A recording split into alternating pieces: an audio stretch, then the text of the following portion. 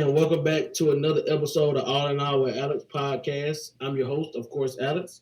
Today, we are here with a very special guest, Mr. Victor. Hey, how you doing now? It's great to be here.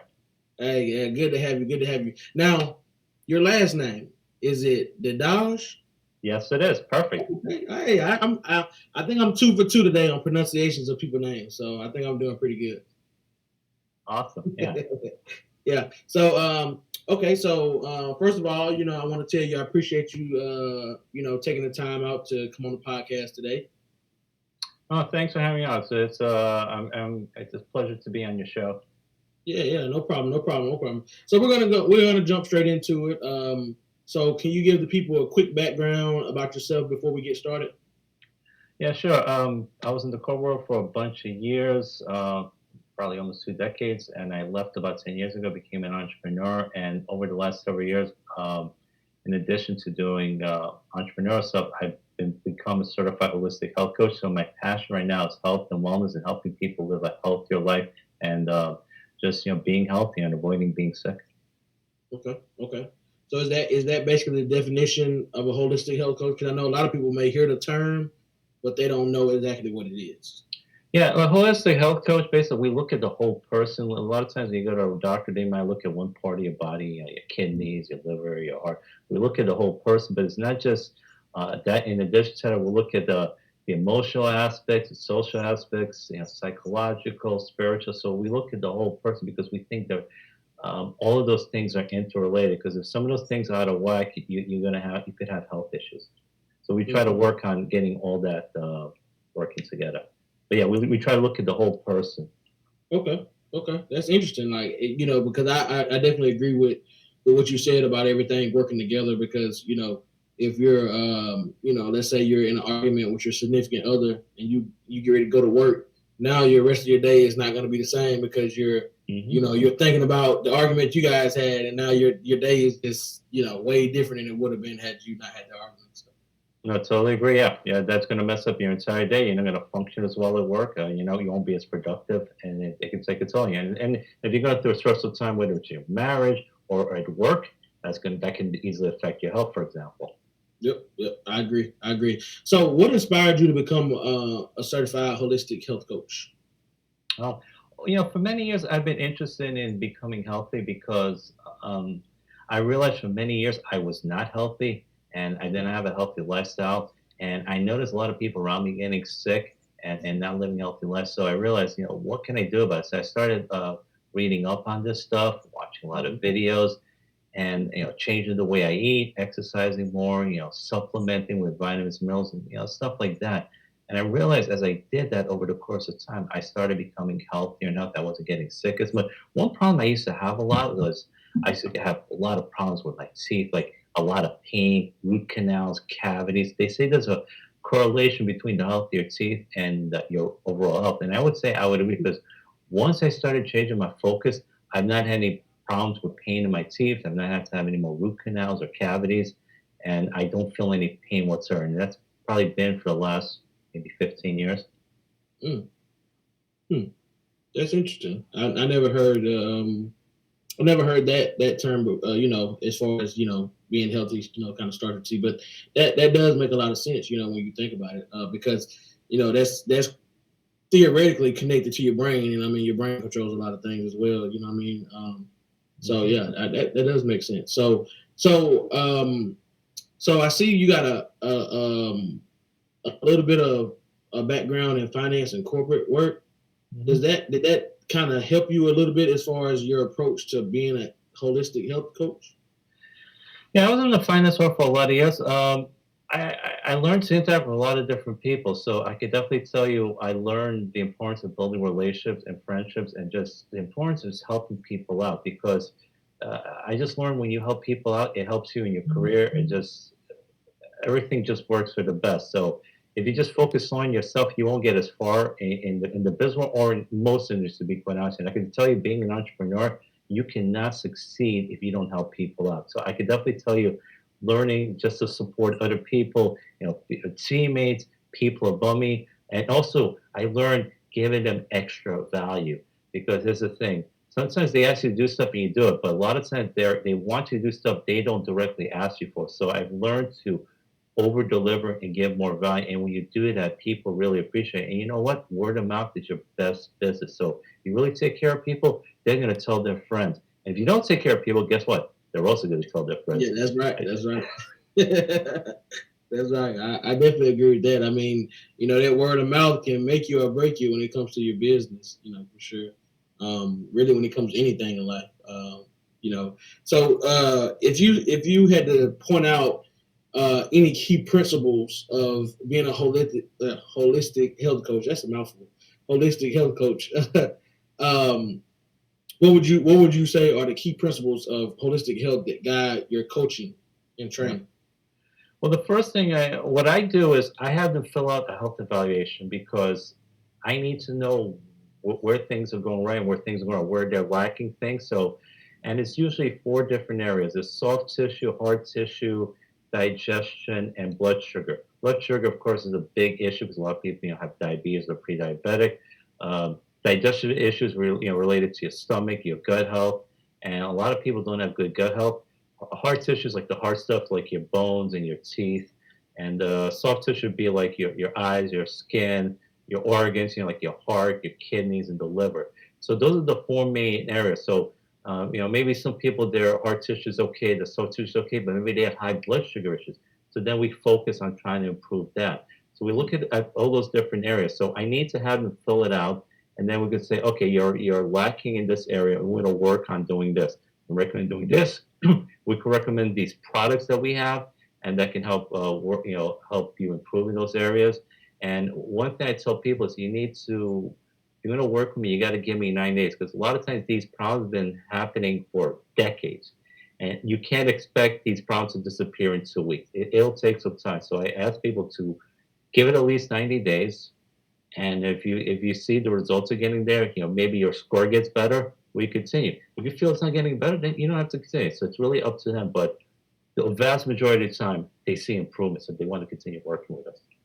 Mm, okay, that's pretty interesting. So in your time being a holistic health coach, do you like what are outside of diabetes? What are some other common imbalances or issues that you see people struggling with? Yeah. Well, I will just say that diabetes is huge, and I'll get to the other issues in a second because it affects so many other areas. It affects your kidneys, it affects your liver, it can affect your heart. It can actually lead to heart disease long term as well as cancer. So it affects a lot of different. It's actually the major cause of amputations. It's the major cause of blindness. So people don't realize how much it affects things. So a big part of there are two main things, two main problems you have. Number one, their diet, and number two, they're vitamin and mineral deficient. And the big reason for that deficiency is because it's not in the soil, it's not in the food. And they've known this since 1936. A Senate report came out saying that the fruits and the vegetables, the crops were minerally deficient, were deficient. And so it didn't have the amount of vitamins and minerals that they had, 20, 30, 40 years ago. And in the past 90 years, it's just gotten worse. So a lot of people think they might be eating healthy, they might, eating less processed foods, eating a lot of fruits and vegetables, and they think everything's okay. But even if you eat healthy, even if you eat all organic foods, if you don't supplement, you're going to be vitamin and mineral deficient because it's just not in all of them right now. You just can't do it anymore. So you do need to supplement, and there's some people do, but a lot of people don't. So a lot of people are deficient in certain vitamins and minerals, and that causes a lot of issues, a lot of health issues. And the other thing is having a bad diet. A lot of people eat a lot of processed foods, ultra processed foods, uh, oil, seed oil, so like vegetable oil, seed oils like corn oil, uh, Mhm. canola oil, sunflower, all those things, they're really bad. They're really poison. They cause a lot of issues. They're very inflammatory. They can lead to a lot of these diseases I mentioned before, like heart disease and diabetes. So what a lot of people fry food with, basically. Fried foods, yeah. So they're frying foods and they're using a lot of those oils, and unfortunately, those oils are really bad for your health. So you need to limit the amount of those oils. So what I recommend is if you use it a lard, um, olive oil is okay, but you got to use it at a smaller temperature because after a certain point, I forget the temperature, but if it goes above a certain temperature, it could change into trans fats, which are really bad for your health. Avocado is good to use, and coconut oil. And you can also use butter. But the other oils I mentioned, the vegetable oil, all those seed oils, canola oil, corn oil, those are all really bad. I would just say stay away from them. Yeah, and try to limit your fried foods. It's a really bad. Lots of sugar is really bad for you, particularly fructose. Now, glucose is not good for you, but it can at least be metabolized by various organs in your body. Fructose can only be metabolized by your liver. And if you have too much fructose, which is what most people have, because fructose is all over the place, like soda, so many things have high fructose corn syrup. So if you have too much fructose, it overwhelms your liver. And what a lot of people have is non-alcoholic fatty liver disease. That used to be only with alcoholics, but now because so many people have high amounts of fructose in their diet, they have fatty liver disease. And if it's left unchecked, it's the leading cause of liver transplants. You have to get a new liver. So you really have to watch out how much fructose you're eating. Wow, that's interesting. That's interesting. So, how can someone determine if they need to take like a more holistic approach to their health and well being? Well, I recommend most people do it on their own, but they can always reach out to us, and we can have a free health evaluation done, and they can once they get the results, we can determine when they need to work on it. So a lot of times, a lot of people are unaware of how bad their health is. Uh, there are people, I mean, there are people in their 20s getting cancer, which was unheard of like 20, 30 years ago. I mean, cancer was, 30 years ago was thought of as an old person disease, but a lot of people in their 20s, 30s, and 40s are getting it now, whereas before it was like 50s, 60s, and 70s. So you'd be surprised because again, there's a lot of these poisons in the food there. They weren't so common 50, 60 years ago, but now they're like all over the place. And frankly, the processed and ultra processed foods, that's probably 75, 80% of food you find in most supermarkets. It's really hard to avoid. So you got to be really careful when you shop and read the ingredients. One thing, I've mentioned, those foods to avoid. Another thing is, look at the ingredients. If you have trouble pronouncing the ingredients, you probably shouldn't eat it because if it's like 27 syllables and you have trouble pronouncing it, it's probably man-made. It's probably not good for you. I'll give you another food. People be surprised that is unhealthy, and that is the modern wheat. Modern wheat actually raises your blood sugar more than table sugar does. It will Wow. spike up your blood sugar. It has gluten, which causes a bunch of health issues, and the modern wheat also has led to a huge increase in celiac disease, which people are allergic to this wheat. So it definitely has a bunch of issues. It leads to irritable bowel syndrome. The traditional wheat, which you would see on shows, the Little House on the Prairie with those big stalks, they started making those about 6 years ago, so it's not commonly used now. So the modern wheat, which is like 99% of the wheat that's used, it's causing a lot of issues, and it leads to weight gain. There's a great book out by Dr. William Davis that came out about 13 years ago. It's called Wheat Belly, and people who eat a lot of wheat tend to put on more weight. So, and once they get off the wheat, or at least they limit the wheat, they find that they start losing the weight. So, and it also causes issues in your brain. Gluten can definitely cause issues with the mental facilities. Heavy consumption of wheat. So yeah, a lot of people are not aware of that. Hmm. Yeah, that's interesting. I know I didn't know. I know I didn't know.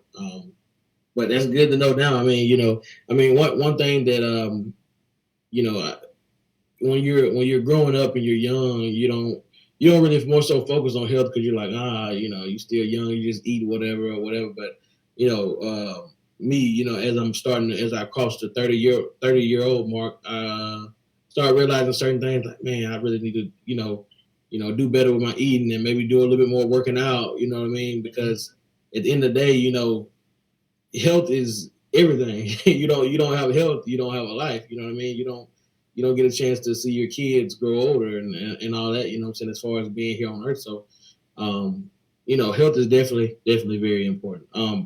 So what are some of like the core lifestyle factors that you feel like impact holistic health the most? Again, lifestyle things that people should do. Number one, get enough sleep. Sleep is extremely important for your health. Your body needs to recover. it gets a lot of toxic proteins, and they've done studies. People who get enough sleep, like 8 hours, um, not only do they live longer, they tend to get less of the more dangerous diseases like cancer. Um, but they're also more productive work. Like I was in the corporate, and I can tell you, they did not want you to get a lot of sleep. They wanted you to get a little sleep, get up early, get to work at 7:30. Drink lots of coffee and work late. But the truth is, the people who actually get more sleep are actually far more productive and get more things done than the people who only get 5 or 6 hours of sleep. So a minimum, I would say for adults, the minimum amount they should get is at least 7 hours, preferably 8. For a for teenagers, they should get at least 9, and for young children, it's like 10 or 11 hours. They really need the sleep because it also helps them grow. Um, and they've done studies, like a couple of areas in the U.S. where when the school start time was changed, they moved it back a half hour, an hour in a couple different places. They found out kids got into 16, 17, 18-year-old kids got into fewer car accidents because they were getting up later. They were getting more sleep. Whereas before, when the school start time was earlier, they were getting into more car accidents. And that's what lack of sleep can do to you. So getting sleep is extremely important. Exercising is also very important, and there's a lot of benefits cardiovascular for your health, for your brain, and really does have a lot of it. One thing I would mention about exercising, people are not aware of, when you're having a good workout, you're not just sweating, getting rid of the sweat and the toxins, but you are sweating out also vitamins and minerals. So after a really good workout, you should supplement, because if you don't supplement, you can become more vitamin and mineral deficient. And that can cause health issues. That's the one thing I would just remind people.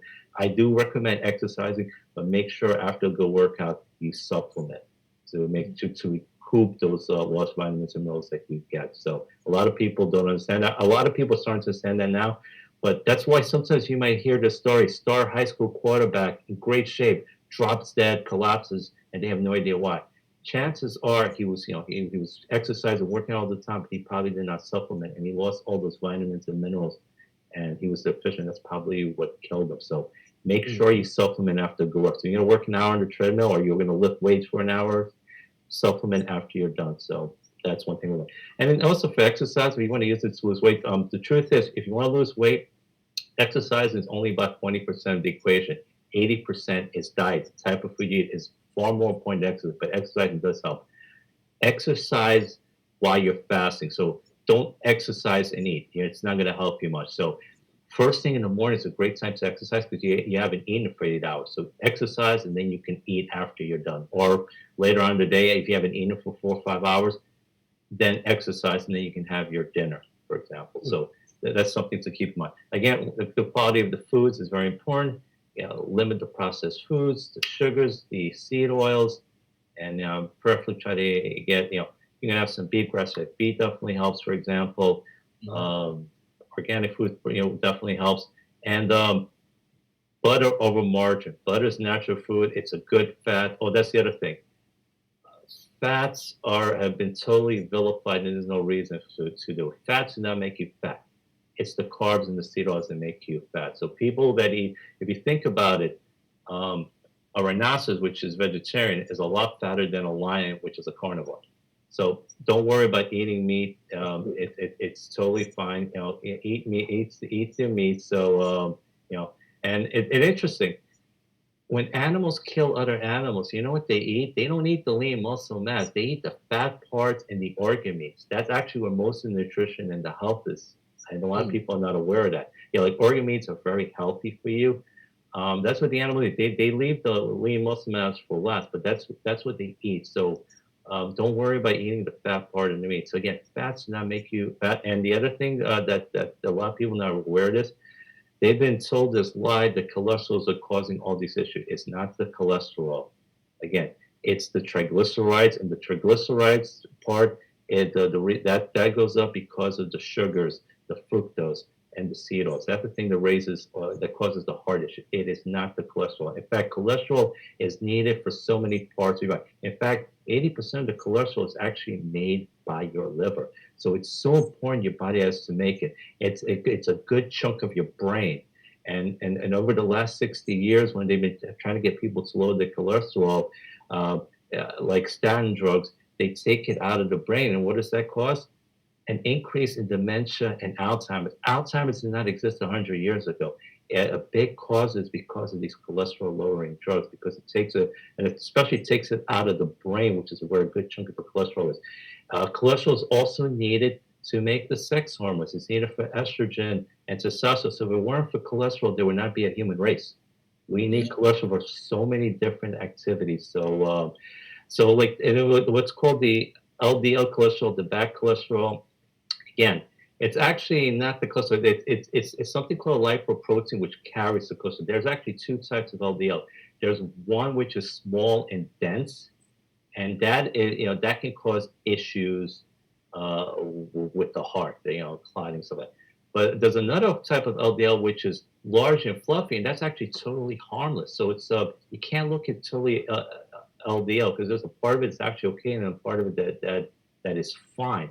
So you can't just call it the bad cholesterol. The cholesterol is a lot more complex than people make it out to be. And the HDL, of course, is good, but generally overall, you want cholesterol. So people vilify eggs because it has high cholesterol. But you know what? Eggs are one of the healthiest foods you can eat. They have a ton of nutrients, lots of vitamins and minerals, and and it helps you with the cholesterol. And you know what?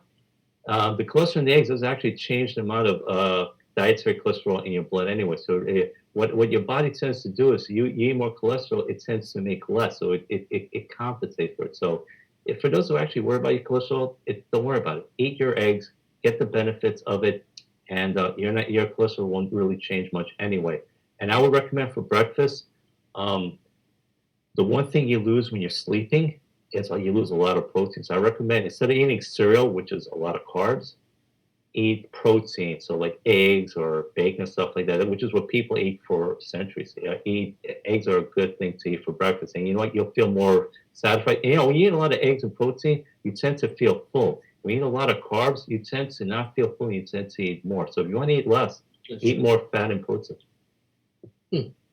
That's interesting. I you taught me a whole world of stuff that I didn't know. But of course, like I said, as you're young and you're growing, you just kind of you know eat whatever. You're like, oh, that looks good. I'm gonna try that, and what I'm saying. And you just kind of like going by with life because you're not really focused on that. But then as you get older, you're like, man, I need to start taking care of my health. So you know what I mean. So I'm at that point in my life now where it's time for me to start, doing better myself. So definitely, some of these things that you're mentioning, like as far as the breakfast and eating eggs and things like that, which I'm already an egg person anyway. I love eggs. So I'll just make sure I eat more of them now in the morning. Mhm. That definitely, and you're right, because there's something called a compound effect. It's like when you're eating these bad foods, it doesn't affect your body immediately. It takes it, but a long term, these eating these bad foods, it piles up, it adds up. Yeah, when you first eat a Big Mac at McDonald's, you're not gonna have a heart attack. But if you eat a lot of Big Macs over the course of years, yeah, it can lead to high blood pressure, can lead to atherosclerosis, heart disease, stuff like that. If you eat a lot of them long term, eat a lot of junk food, it's not gonna happen if you do it for a week or two. But long term, it compounds. That's what the compound effect is. Small changes lead to big changes, big results if done consistently over a long period of time. So like you said, I think like you said, when you get into your 30s and your 40s, you start feeling it more. It's like, I got to start watching things. And also, when you get into your 30s and 40s, your body starts making fewer things. So it makes less stomach acid, it makes less collagen. So you have to compensate by supplementing with those things. So unfortunately, that's a part of life. So you don't think about it, like you said, when you're 25. But as you get older, you start thinking about it. So, yeah, so there are supplements you could take to compensate for the fact your body's making less of these things. Hmm. Okay. Um. So, speaking of those supplements, do you have like is there like a certain place people can go to get those supplements, or is it a certain food that they can just eat for those supplements? Or Yeah, I mean, like in the company I work, we have a lot of supplements, so people can always reach out to me. So they can afterwards there's a lot of them, and then they can reach out. There's also stuff available online, like Amazon stuff like that, if you want to like check that out as well. So they definitely look into that. I mean, one issue that people have, for example, when they start like in their mid to late 30s, is acid reflux, GERD, stuff like that. You know, they have this acid coming. And a lot of people think because they have too much acid, it's actually the opposite problem. Your body starts making less stomach acid around the age of 35, and then and for a variety of reasons, you start feeling that acid when you eat food. So you actually need more stomach acid. So you should supplement with these things. So one good thing people could take, for example, is apple cider vinegar tablets. I take 4 tablets a day, and I get that acid in there. And you know, if you take it, you will realize you won't feel that heartburn, that acid reflux. That's actually the main issue. You need more. Your body doesn't make more things as you get older; it makes less of it. So you actually need to get more acid. And when you start taking, so you could take some of these meds like omeprazole, stuff like that. Yes, you won't feel that heartburn, but the problem is it reduces the stomach acid, and you need the stomach acid to absorb the nutrients. And if you get less and less of that stomach acid, you can't absorb the nutrients. It can lead to a whole bunch of issues in your gut, like leaky gut syndrome and small intestinal bowel syndrome. Um, Hmm. and these are things that can lead to a whole bunch of other illnesses. So you want to make sure you have enough stomach acid to absorb all the nutrients as well as prevent these diseases. Your stomach really needs a stomach. So make sure you get enough. Again, when you're 20 years old, you really don't need to worry about that. But as you get to your late 30s and 40s, a lot of people start feeling this acid reflux. So my recommendation is take more acid. So like betaine, hydrochloric acid is good. And again, as I mentioned, apple cider vinegar tablets. Hmm. Yeah, that's interesting. I don't think I've had any issues with acid reflux, but you know, now that I know, that's actually a pretty good idea. You know, especially like I said, I'll be 32 this year, so I'm getting close to that age. You know what I mean? Mhm. So I guess it's better to go ahead and start now and be prepared. You know, because I'm not going to be making more acids as each day goes by. So Yeah, uh, yeah. Look, whenever that day comes for you, whatever it is, I want you to know, just take the apple cider vinegar. I don't want you taking like baking soda or take some of those meds that will reduce the stomach acid because it's just going to cause you more health issues. I want you to be healthier.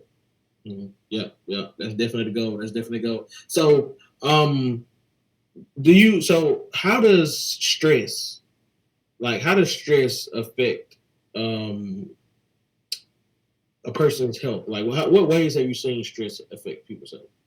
Yeah, I mean, stress just takes a toll on you. It just really makes you more vulnerable to a lot of diseases. It can raise your blood pressure. It leads to a whole bunch of. You just find when you get stressed out, you seem to be more vulnerable to a whole bunch of different diseases. There's a big relationship between your brain here and your gut health. They affect each other. A lot of people call the gut the second brain, and some of the diseases of the brain, a lot of doctors seem to think might originate in the gut. And so your stress will affect your gut and vice versa. So, and your 70% of your immune system is actually in your gut. So if your gut health is affected, it causes all kinds of issues. And a lot of people don't realize this. Um, Antidepressants, they're focused on the wrong thing, which is the brain. The hormone that helps you feel better, serotonin, 80 to 90% of it is actually made in your gut. Only 10 to 20% is made in your brain. So if your gut health is better, you're probably going to feel better. So if your gut health is out of whack, you're going to be more depressed. You can be more stressed out, and that can just lead to a whole bunch of illnesses. So they both affect each other. So being stressed out can play a role on your gut as well. And if your gut's messed up, it can affect your brain also. So they both affect each other. Yeah, that's interesting. And I actually just heard that probably like a week ago. My brother had some issues where he ended up passing out, and so I was like telling him like, hey, go to the doctor, what's up, whatever.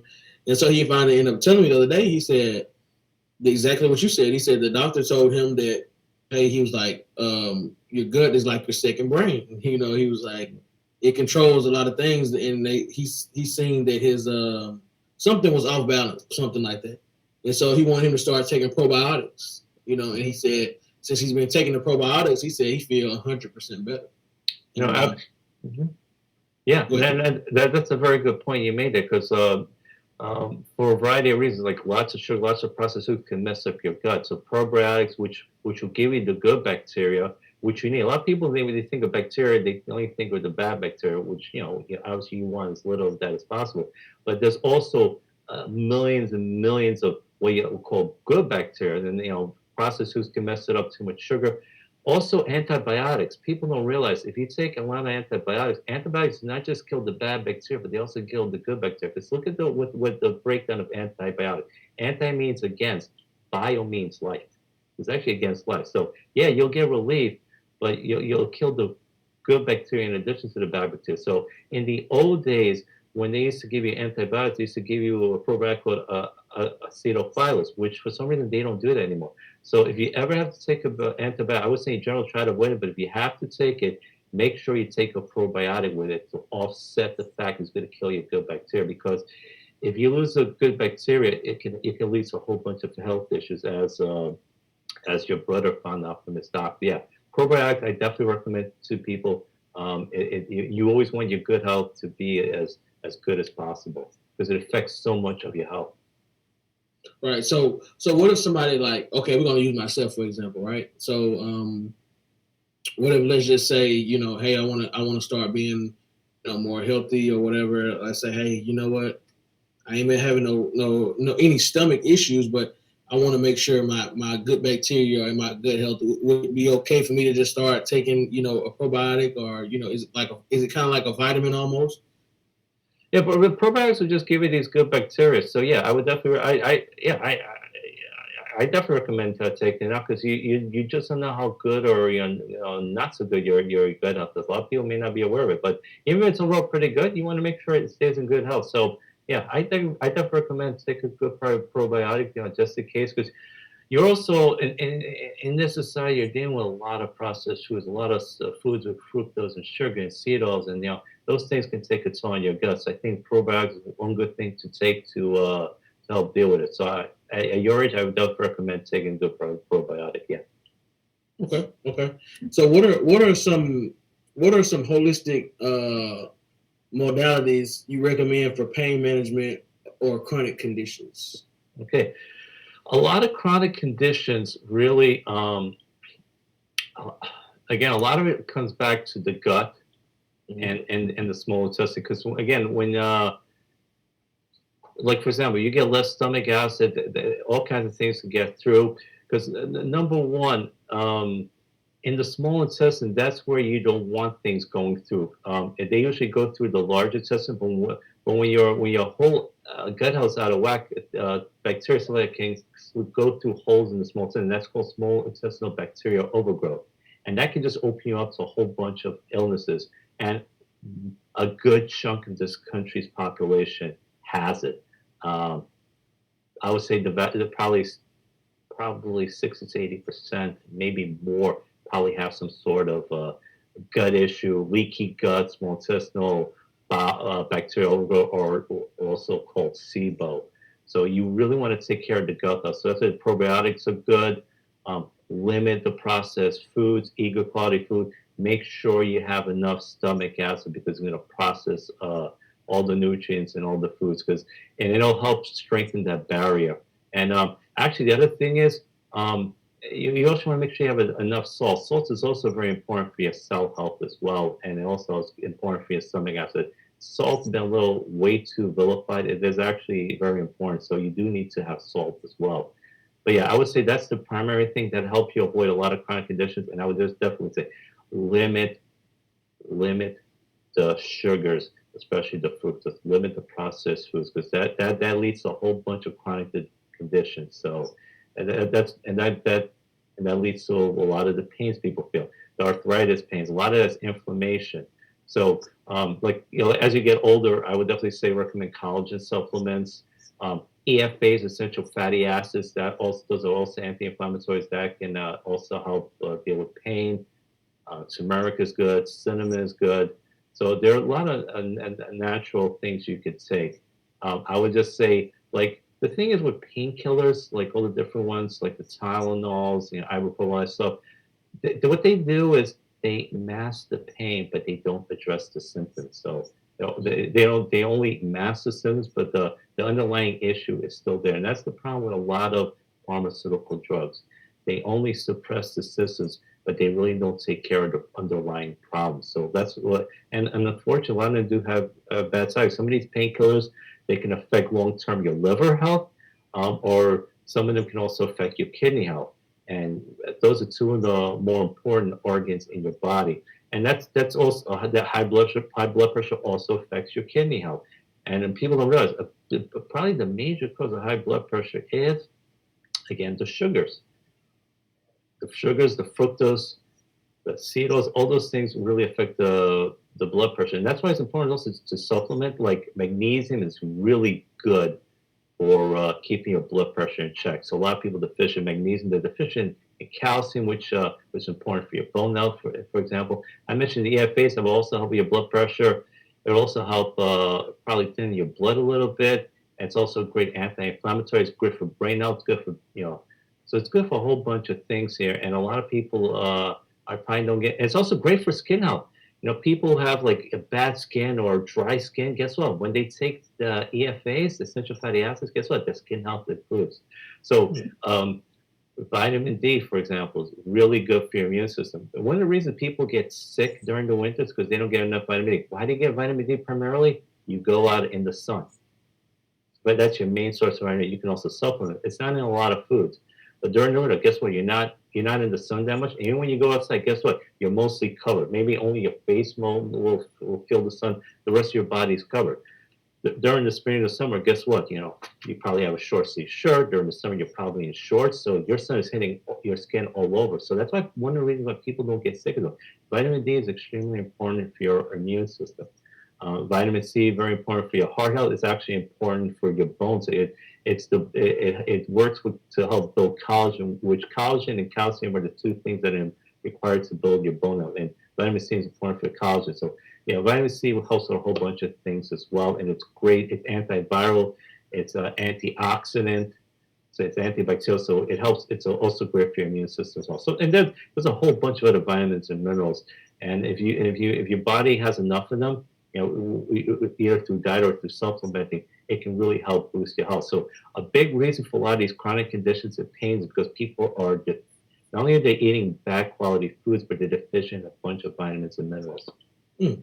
So, so if someone was like, hey, I really want to get I really want to get my health together, and they let's just say they're working on their diet, they're working on getting their diet better, but they decide, hey, you know what, I'm gonna take, we're just gonna say something random like one a day multivitamin, um, since we talked about it, a probiotic, EFA, and something else. Would you recommend that, like, or would that be something that's like, or would you recommend like getting up maybe like evaluation or something first to see exactly what they need, or how would you go about that?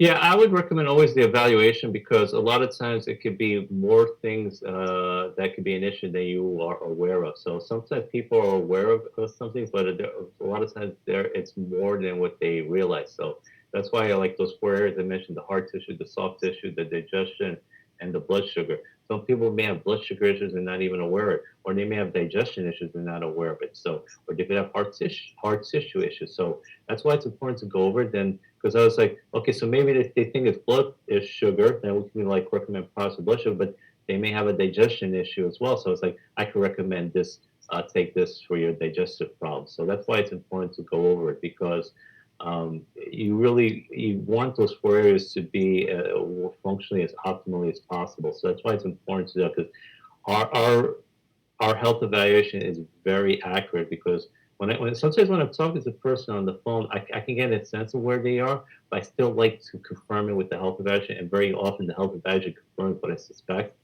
But I also want them to fill out so they see it for themselves as well. They say, okay, see, this is what the problem is. It's digestion, or it's blood sugar, or it's your soft tissue. So I also like it for them to see. Because a lot of times people overestimate or underestimate what their issues are. It's when you can see it concretely on the form, you're like, okay, this is what I need to work on. Okay. So for them to get the evaluation is something they go to like maybe like your website or something to complete. Yeah, it's they can just go to yourfreehealthevaluation.com, fill it out, and then once they fill it out, they'll get their answers back to them, and they'll get the results. And if they want, they can set up a free consultation. We can go over it, and then they can decide if they want to work with me or not. But at the very least, they get that the free results, so they know where their health stands and what they need to do to improve. Okay. Okay. That's interesting. Um, so before we get up out of here, one of the other things that I wanted to touch on to kind of complete the cycle is, what if someone, has been, let's say, they've been eating bad, a lot of fast food for, let's just say, majority of their life. We're going to just say that. How can they go about detoxing and cleansing their body so that way they can start, they can get their body cleansed out, and then they can start, be prepared to start filling their body with the right minerals and vitamins and things that they need going forward. Well, they can just start today. You got to start changing your diet. The number one thing is diet. Again, supplementation is also very important. They work together. So you can't out supplement a bad diet. I'm big on supplementation, but if you supplement, you have a bad diet, you're going to have issues. If you have a good diet, but you don't supplement, you're also going to have issues because you're going to be vitamin and mineral deficient. So they both work together. You have to eat good quality foods. You have to supplement and you need to exercise, and they all work together. And you have to get your mental health going well, and you work on your gut. So you can start working on that today. So number one, I would say start changing your diet because that's something you have control over. Now, uh, millions and millions of people, and I can tell you, have issues with giving up carbs and sweets. And I can tell you, I got a sweet tooth too, but I've been able to work on it. I limit my carbs. Like I love Italian pastries. I go to these Italian desserts. I could eat those all day, but I don't go them. It doesn't mean I never do. But instead of going like a couple times a month, I might go 3 times a year, 4 times a year. I limit it. Doesn't mean I don't enjoy some of these foods. I'll still eat some pizza. I just don't eat pizza as often as I used to because Mhm. pizza has a lot of carbs, and too many carbs is bad. I'll still occasionally eat ice cream, but I'm going to eat ice cream all the time. Doesn't mean you can't eat some of these foods. I mean, there's some people that are very strict. They don't want to eat any of this thing at all, but I will occasionally eat these things. I just eat it a lot less. So I would say limit the sugars, particularly fructose. Get get get rid of the sodas, both the regular sodas and the diet sodas, because they increase insulin resistance. And a study came a few weeks ago. They also can a cause of arrhythmia for your heart. So it causes heart issues as well. So you definitely want to limit those. Also, fruit juices are very bad. People think it's fruit juices. No, you don't, because fruit juice that has no fiber and it's all sugar. If you drink apple juice or orange juice, it's almost like eating. It's almost like drinking soda, except you might get a few vitamins and minerals, but you're getting a ton of sugar. So I would say don't drink the fruit juices. Um, Fruits like apples and pears, they do have fructose in it, but they also have fiber, which will help offset some of the fructose. So you can have some fruits. I would say eat more vegetables because vegetables don't have the fructose that some of the fruits do. So, Mhm. but you can have some fruits. I would say moderate fruits, but I would say eat more vegetables. Again, limit the sugars, limit the fructose, limit the wheat, limit the seed oils, the vegetable oils, and and try to eat. You know, Again, meats are fine. Eggs are great. I told you it's one of the most nutritious. Because Mhm. again, meats and proteins will make you feel fuller, and you won't eat as much. But even if you do eat a little bit more, they don't make you put on more weight. It's the carbs, especially the sugars, the fructose, the processed foods, the ultra processed foods, and the sales. Those are the things that are going to make you put on weight, and they're going to cause a whole bunch of health issues. And Mhm. again, the fructose is going to do real damage to your liver, and the liver is the main organ that detoxifies everything. Right. So you do not want a liver transplant. And again, the sugars, the fruit, and the carbs, they can take a toll on your kidneys, and when your kid and that's actually probably the main reason for the high blood pressure is really probably the sugars. People are not aware of that. Again, the triglycerides and again, it's the triglycerides you have to worry about, not the cholesterol. So if you limit the processed foods, um, Again, you don't have to do it all at once. I know if you try to do everything at once, you might get overwhelmed and you might just give up. So maybe you want to start off slowly. Say, today I'll focus on limiting my wheat. So instead of having 3 pieces of wheat, I'll start with 2 pieces of wheat, and then gradually go down to 1 piece of wheat. So you could do that with the sugars too. So I don't know. Let's just say if you have like 4 teaspoons of sugar with your coffee every day, maybe you cut it down to 3, and that's 2. You could do it gradually, and you'll see the results. I know some if you try to do cold turkey, it could be overwhelming for some people. So you may want to try doing gradually. Maybe just start taking small portions of the processed foods and junk foods. Over time, you're going to start seeing results. And be patient with yourself. So, it took you all this time to put on this weight. Don't expect to lose 50 pounds in a week. It's going to take a few months. So, and if you lose 1 pound a week, that's fine. Mhm. Yeah, I mean, slow progress is better than no progress. So, Mhm. so one last thing I just thought about while we were doing it before we get up out of here. So what do you suggest as far as water? Because a lot of people, they'll have like this super huge jug of water and say, "Oh, by 8 o'clock I need to drink this much. By 10 o'clock I need to drink this much." Like, how does water factor into all this? No, water is extremely important because your body is like 65 to 70% water. So I wouldn't say chug it all at once, but I would say number one, you do get dehydrated when you sleep. So I would say first thing in the morning, probably drink like 8 ounces of water when you get up. But I would say drink it steadily throughout the day. Don't drink like a half gallon in like the first hour of the day because if you drink too much at once, it could be a little too much for your kidneys. So I would say gradually start the day, like 10 ounces like every hour throughout the day. But definitely get plenty of water. But I would just say on a consistent basis, like every hour, hour and a half, drink 10 to 12 ounces of water. So I think it's better this way your body's getting the steady amount of water throughout the day. Because there can be health issues when you're dehydrated. And some of the pain people sometimes feel is because your body's crying out for water. So that's also a cause of certain pains people realize. And when they actually drink more water, the pains go away. And here's the other thing: the thing the thing that causes that thing that makes you feel hungry is like if you actually sometimes if you just drink water, you won't feel as hungry. So it's actually a lot of times when you drink water, you won't feel as hungry because the thing that's yearning for something, it can be satisfied by water. So sometimes if you drink water, you won't. If you worry about eating too much, sometimes if you drink more water, you won't feel as hungry. You won't eat as much. Hmm, that's interesting. Hmm, I didn't know that. Well, I tell you what, Victor, you taught me a lot today. I'm pretty sure the viewers will definitely get a lot out of this, and hopefully, they start taking their health serious. Hopefully, they get in touch with you and do the free evaluation, and then get you to help them change their life. In that 90 days, starting out, and even beyond that as well. But I definitely want to appreciate you. I definitely want to thank you for taking your time out because I know you're a busy man. Take your time out to come get on the podcast and talk about the importance of holistic health. Oh, my pleasure, Alex, and thank you for having me on the show. I had a great time. It was a real pleasure being on. Yeah, no problem, no problem. And maybe next time we get you on, I can answer the rest of the questions because I have a lot of questions. But I ain't, this would have lasted probably 4 hours if I'd have got through all those questions. So Sounds great. yeah, yes, sir. Well, thank you everybody for tuning in. Y'all just watched another episode of All in All with Alex with my guy Victor. Peace.